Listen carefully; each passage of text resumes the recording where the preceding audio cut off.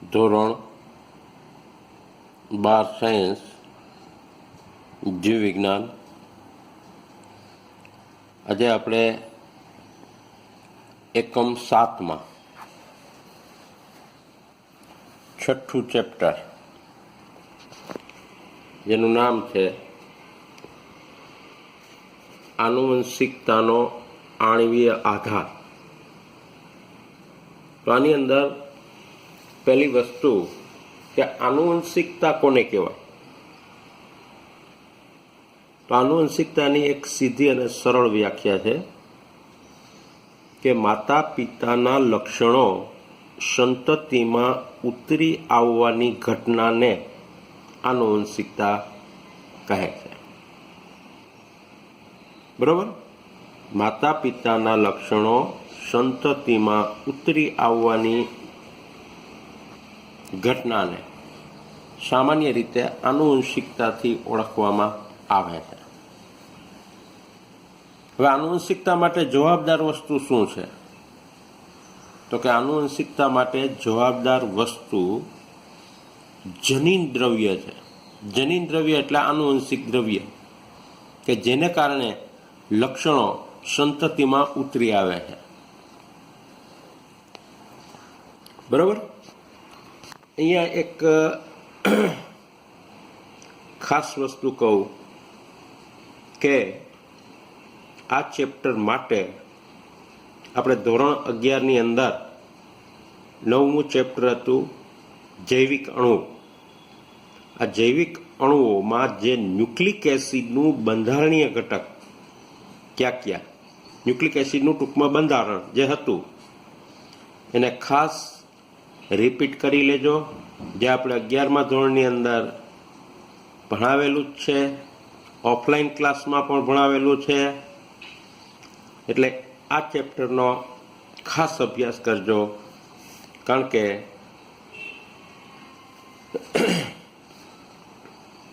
સમજવા માટે આ વસ્તુ ખૂબ જ ઉપયોગી થશે. હવે આપણે ચેપ્ટરની શરૂઆત કરીએ કે આનુવંશિકતાનો આણ્વીય આધાર. ટૂંકમાં આનુવંશિકતા માટે જવાબદાર વસ્તુ કઈ છે? તો કે 100 વર્ષ પછી અનુમાનિત જનીન દ્રવ્ય એટલે કે આનુવંશિક દ્રવ્યનો ખ્યાલ આવ્યો કે મોટા ભાગના સજીવોમાં આનુવંશિક દ્રવ્ય તરીકે ડીએનએ આવેલું હોય છે. ડીએનએ એટલે ડીઓક્સીરિબોન્યુક્લિક એસિડ. હવે ન્યુક્લિક એસિડ શું છે એ આપને ખ્યાલ છે, જે આપણે 11મા ધોરણમાં જોયેલું છે કે ન્યુક્લિક એસિડ એ ન્યુક્લિયોટાઇડનો પોલિમર છે.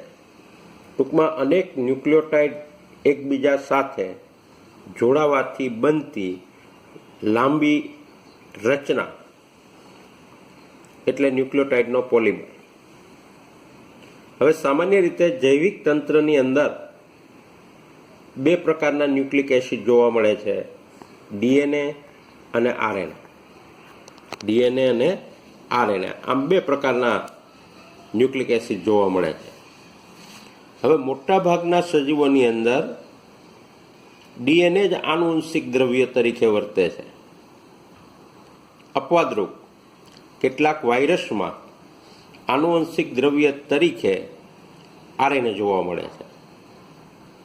છતાં તે મોટા ભાગે સંદેશાવાહક તરીકે કાર્ય કરે છે. આ ઉપરાંત આરએનએ છે એના અન્ય કાર્યો જોઈએ તો અન્ય કાર્યમાં અનુકૂલકારક, સંરચનાત્મક અને કેટલીક સ્થિતિમાં ઉત્પ્રેરક અણુ એટલે કે ઉત્સેચક તરીકે પણ કાર્ય કરે છે. હવે આપણે કીધું એ પ્રમાણે કે ધોરણ 11માં આપણે ન્યુક્લિયોટાઇડની સંરચના તથા આ મોનોમર એકમો જોડાય ન્યુક્લિક એસિડના પોલિમર બનાવવાની જે રીતનો અભ્યાસ કરી ચૂક્યા છે. આપણે આ પ્રકરણની અંદર ફરી પાછી ડીએનએની સંરચના, ડીએનએનું સ્વયંજનન, ડીએનએમાંથી આરએનએ કઈ રીતે નિર્માણ પામે જે ઘટનાને કહેવાય છે પ્રત્યાંકન, પછી જનીન સંકેત કે જે પ્રોટીનની અંદર એમિનો એસિડના ક્રમને નક્કી કરે છે, તે તથા પ્રોટીન સંશ્લેષણની ક્રિયા અને તેના નિયંત્રણના પ્રાથમિક આધાર વિશે પણ આ ચેપ્ટરની અંદર આપણે ચર્ચા કરવાની છે. છેલ્લા દશકામાં માનવ જનીન સંકુલમાં ન્યુક્લિયોટાઇડના પૂર્વક્રમના નિર્ધારણથી જીનોમિક્સના નવા યુગની શરૂઆત થઈ. એટલે આ જે સંશોધનો છે, જે છેલ્લા 10 વર્ષની અંદર થયેલા સંશોધનો છે, એટલે આ પ્રકરણના અંતિમ ભાગમાં આપણે હ્યુમન જીનોમ અનુક્રમની આવશ્યકતા અને તેના પરિણામ વિશે પણ ચર્ચા કરવાની છે. સૌથી પહેલાં ચર્ચાની શરૂઆત જૈવિક તંત્રોની અંદર જોવા મળતા સર્વાધિક રસપ્રદ અણુ ડીએનએની સંરચનાના અભ્યાસથી કરવાની છે. આગળના ભાગે આપણે એ સમજવાની કોશિશ કરશું કે શા માટે ડીએનએ વિપુલ પ્રમાણમાં જોવા મળતું જનીન દ્રવ્ય છે અને તેનો આરએનએ સાથે શું સંબંધ છે. હવે પહેલાં આપણે ડીએનએ છે એની સામાન્ય રચના જોઈ. બરાબર, ડીએનએની આપણે સામાન્ય રચના વિશે પહેલા જોઈએ. તો ડીએનએ છે એ શું છે? તો કે ડીઓક્સી રિબોન્યુક્લિયોટાઇડ ધરાવતો લાંબો પોલિમર છે. બરાબર. હવે ડીએનએની લંબાઈ તેની અંદર જોવા મળતા ન્યુક્લિયોટાઇડ્સ એટલે કે ન્યુક્લિયોટાઇડ્સની જોડની સંખ્યા મુજબ વ્યાખ્યાયિત કરી શકાય છે, જે સજીવની લાક્ષણિકતા પણ છે. બરાબર.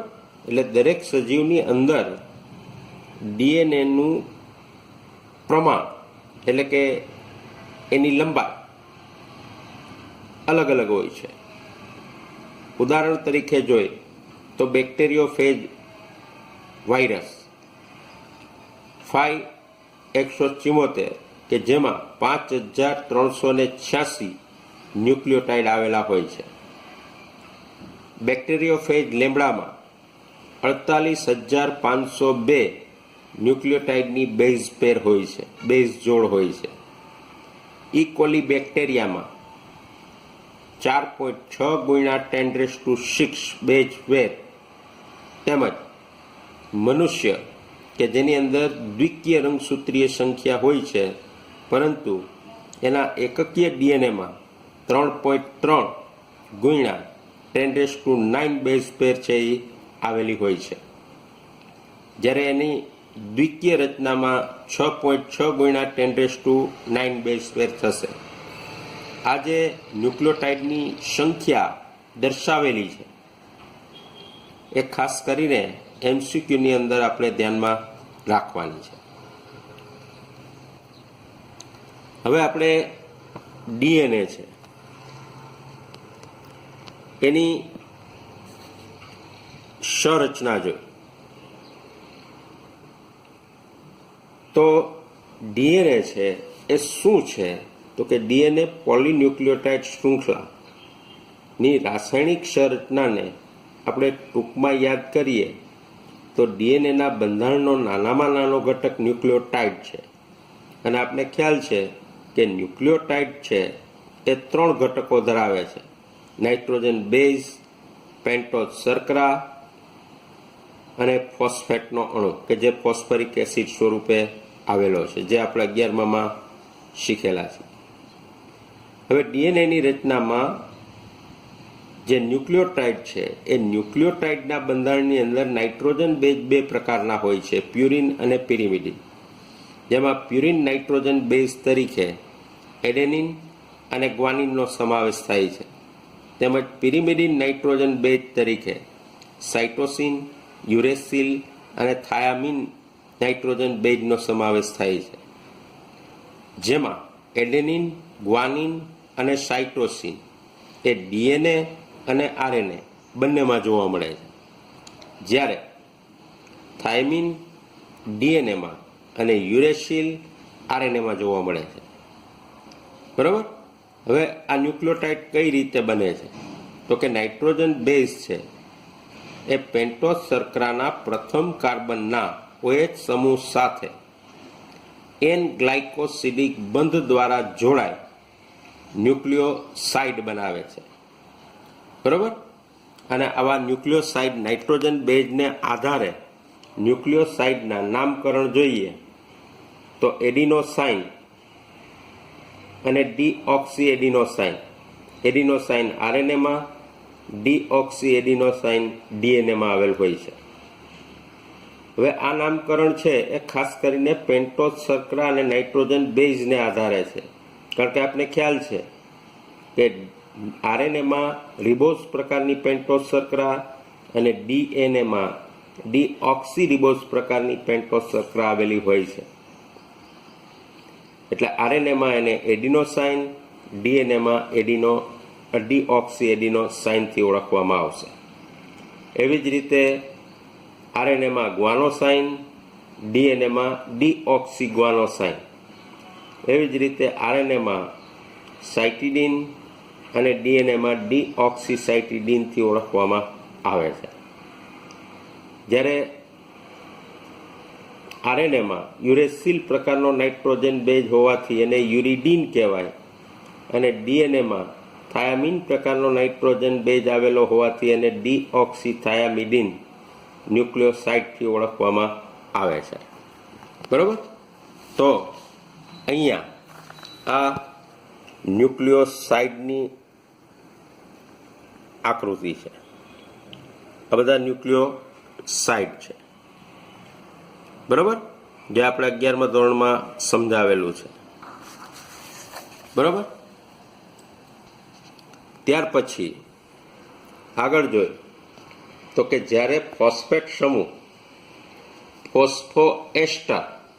ફોસ્ફોએસ્ટર બંધ દ્વારા શર્કરાના 5મા કાર્બનના OH સમૂહ સાથે જોડાય ત્યારે સંબંધિત ન્યુક્લિયોટાઇડ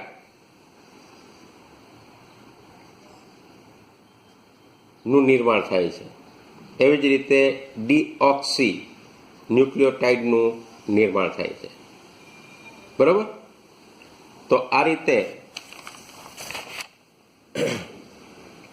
ન્યુક્લિયોટાઇડ બનશે. એસ એટલે શર્કરા, એન એટલે નાઇટ્રોજન બેઝ અને પી એટલે ફોસ્ફેટનો અણુ, જેમાં પી શર્કરાના 5મા કાર્બન સાથે ફોસ્ફોએસ્ટર બંધથી જોડાય છે. બરાબર. હવે આગળ જોઈએ તો બે ન્યુક્લિયોટાઇડ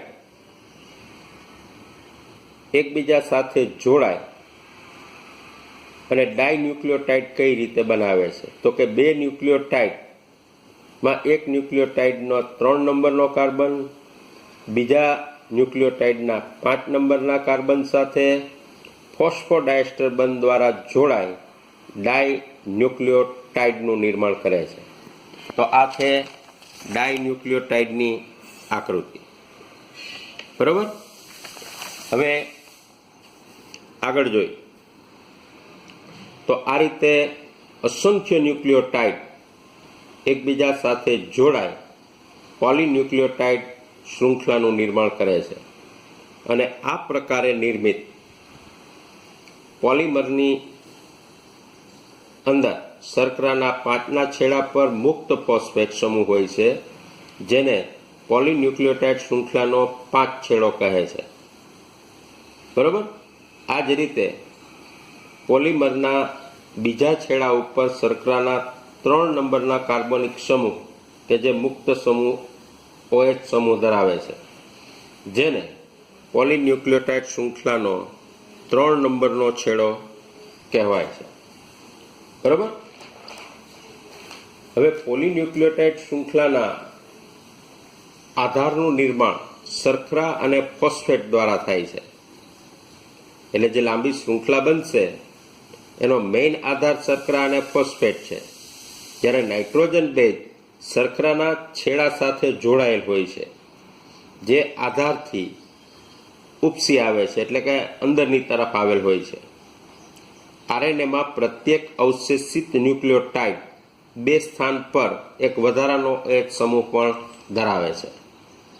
આરએનએમાં થાયામીનની જગ્યાએ યુરેસિલ આવેલો હોય છે. આ જે થાયામીન છે એને 5-મિથાઇલ યુરેસિલ પણ કહે છે. બરોબર?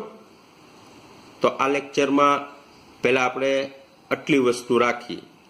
જે સમજવાનો મેઇન બેઝ પાયો ધોરણ 11 સાયન્સમાં જે ન્યુક્લિક એસિડનું બંધારણ શીખવેલ છે એને પહેલાં વાંચી અને પછી આ લેક્ચર બીજી વખત કરશો એટલે વધુ સારી રીતે સમજાશે. બરાબર? હજુ પણ ડીએનએની રચનામાં આગળ ઉપર અભ્યાસ બાકી છે, જે હવે આના પછીના લેક્ચરમાં આપણે જોશું.